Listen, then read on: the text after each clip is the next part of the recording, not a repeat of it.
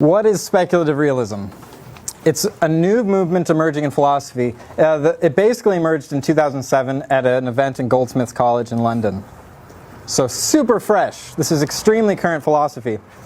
And it began with four people, just mention them briefly.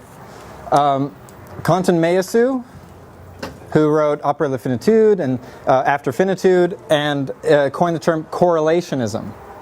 And so all speculative realism is about is what Meillassoux calls correlationism. It's basically people challenging or questioning or reworking correlationism. Say, what is correlationism? It basically goes back to Kant, the Copernican revolution in consciousness that Kant initiated. And the whole point is correlationism is that we can only talk about being insofar as it relates to thought.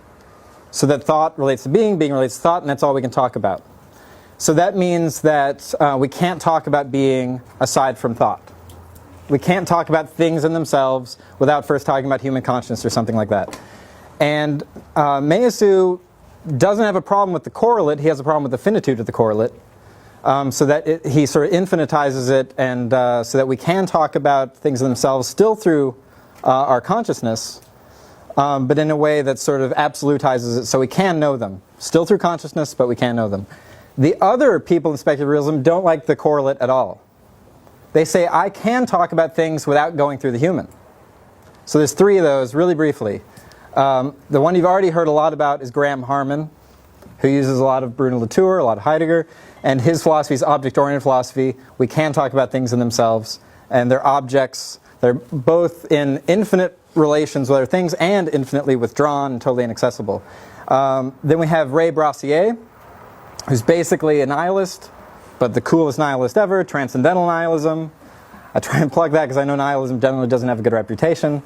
And then Iain Hamilton Grant, who is basically using Schelling, kind of Deleuze. It's kind of like a process philosophy thing. But the whole point with Grant is we can get rid of the correlate by focusing on our sort of transcendental ground in the earth.